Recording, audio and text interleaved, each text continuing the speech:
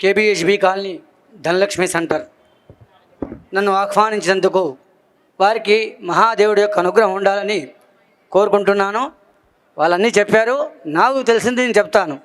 భారత్ మాతాకి, హిందూ సత్య సనాతన ధర్మకి, ఛత్రపతి శివాజీ మహారాజ్కి, సీతారామచంద్ర భగవానికి. అన్ని విషయాలు పెద్దలు చెప్పినారు. నేను కొన్ని విషయాలు చెప్తాను. ముఖ్యంగా ఇంట్లో తల్లులకు చెప్తున్నాను, చిన్నప్పుడే సనాతన ధర్మం గురించి, ఆచార వ్యవహారాల గురించి చిన్నప్పుడే పిల్లలకు చెప్పండి. లేదు ఒక 10 ఏళ్ళ తర్వాత నా కొడుకు చెప్దాం, కూతురికి చెప్దాం అనుకుంటే ఇంతలో ఒక పందో గొర్రో చేరి వాడి మైండ్ నింపేస్తుంది. 12 సంవత్సరాల తర్వాత నువ్వు చెప్దామన్నా వాడు నీ మాట వినడు. ఎందుకంటే మైండ్ అంతా ఖాళీగా ఉంటుంది, జ్ఞానం వచ్చేస్తుంది, నీ చెప్పేది ఏది కూడా వాడికి ఎక్కదు. మనందరం కూడా నిత్యం దేవాలయం వెళ్తాం, పుణ్యక్షేత్రాలకు వెళ్తుంటాం, అరుణగిరి ప్రదక్షిణాలు చేస్తుంటాం, ఇంకా వగేరా వగేరా అన్నీ చేస్తుంటాం. కానీ ధర్మానికి ఏమైనా అయినప్పుడు కానీ, మన హిందూ సోదరులకు ఏమైనా అయినప్పుడు కానీ, మన శక్తికి ఏమైనప్పుడు కానీ ఒక్కరం బయటికి రాం. అదే పౌర్ణమి వచ్చిందనుకోండి, గుడి నిండా జనాలు ఉంటాం, భగవంతుని కోరుకుంటాం. ఆ ధర్మాన్ని కాపాడేవాడు ఎవరైనా ఆపద వస్తే మాత్రం ఎవ్వరం బయటికి రాం. వాడి కర్మాన వాడు పోతున్నాడు అనుకుంటాం. ఇది మారాలి. మనం దేవాలయం ఎలా వెళ్తున్నామో మన సంస్కృతి సాంప్రదాయాన్ని కూడా కాపాడుకోవాలి. దేవాలయాలు ముఖ్యం, సంస్కృతి ముఖ్యం. ఈ సాంప్రదాయం ఎలా ఉంటుందంటే శక్తిని కాపాడుకున్నప్పుడే ఉంటుంది. మనకెవరికి అంటే మన శక్తిని మనం కాపాడుకోవాలి, మన ఆడపిల్లని మనం కాపాడుకోవాలి. ఇప్పుడు ప్రస్తుతం మనం చూస్తున్న చిన్న ఉదాహరణ చెప్తాను, మీరు అందరికీ తెలిసిందే, చెప్పలక్కర్లేదు. ప్రయాగరాజ్ మీడియా మొత్తం చూపెట్టింది ఒక అమ్మాయిని, మోనాలిసా అని. మీరు చూసే ఉంటారు. అయిన తర్వాత సంవత్సరం తర్వాత ఆ అమ్మాయిని ఏం చేశారో చూడండి. ఆ అమ్మాయిని ఏం చేశారు, కేరళ తీసుకెళ్ళిపోయారు, లహుజిహార్ అయినది. ఇదే కాదు, ఇక చాలా ఉన్నాయి. కేరళలో ఒక అర్చక స్వామి కూతురు, చూడండి తల్లిదండ్రులు ఎంత బాధపడతారు. ఒక అర్చక స్వామి కూతురిని లహు జిహాద్కి బారిన పడింది. అమ్మాయి తెలుసుకొని ఇంటికి వచ్చినది, కానీ ఆ తండ్రి దేవాలయం మానేశాడు. ఆ కుటుంబం మొత్తం కూడా బయటికి రాకుండా ఉంది ప్రస్తుతం. ఎవరు పిల్లలు మీరు తెలుసుకోవాలి, మన సంస్కృతి ఏంటి, మన సాంప్రదాయం ఏంటి, మనమేంటి.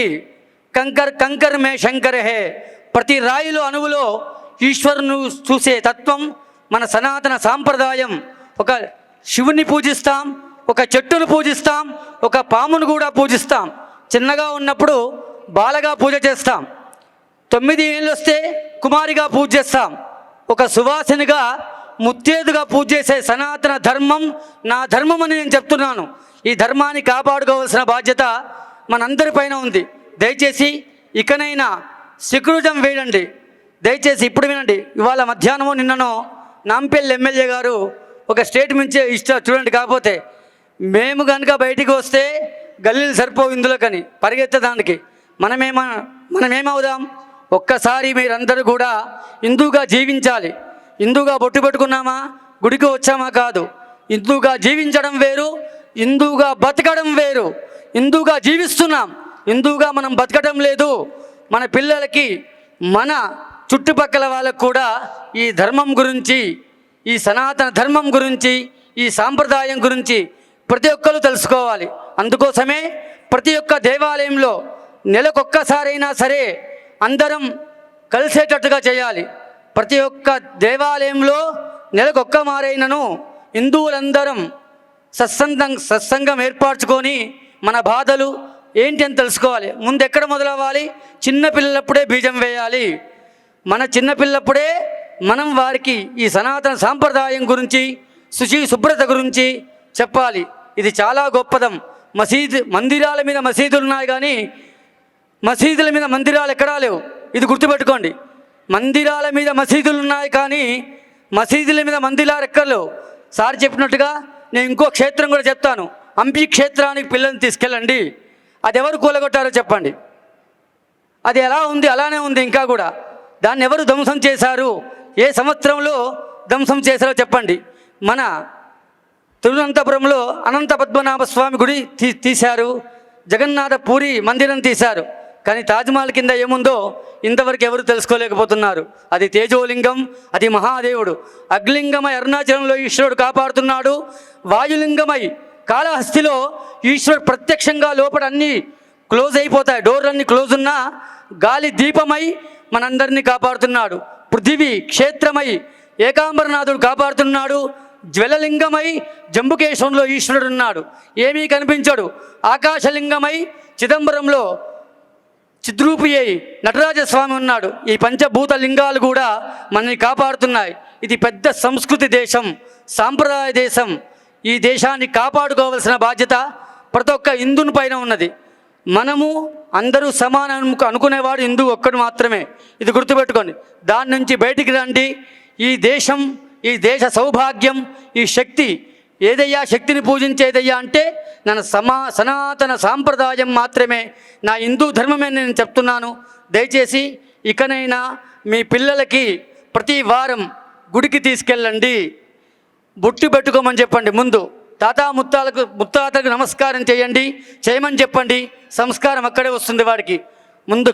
ముందుగా మీ పిల్లలకి ఈ ధర్మం గురించి, ఇది ఎవరు కట్టారు, కోనార్కు దేవాలయం ఎవరు కట్టారు, దీన్ని ఎవరు ప్రతిష్ఠించారు, దీని వృత్తాంతం ఏంటి, శృంగేరి జగద్గురువులు ఎవరు, మనకు ఆమ్నాయ పీఠాలన్నీ, ఇవి పిల్లలకు చిన్నప్పుడే చెప్పండి. ఈ దేశాన్ని, ధర్మాన్ని, మన సంస్కృతిని, సాంప్రదాయాన్ని కాపాడండి. భారత్ మాతాకి, హిందూ సత్య సనాతన ధర్మకి నమః. పార్వతీపతే హర హర హర హర మహాదేవ్, హర హర మహాదేవ్. ధన్యవాదములు. ఈ వీడియో మీకు నచ్చినట్టయితే లైక్ చేయండి, 10 మందికి షేర్ చేయండి. అలాగే కామెంట్ల రూపంలో మీ అభిప్రాయాలను మాతో పంచుకోండి. Nationalist hub group of channels ను సబ్స్క్రైబ్ చేసుకుని తెలుగునాట జాతీయవాద జర్నలిజాన్ని ప్రోత్సహించండి. ఈ వీడియో కింద ఉన్న బెల్ ఐకాన్ పై క్లిక్ చేయడం మర్చిపోవద్దు.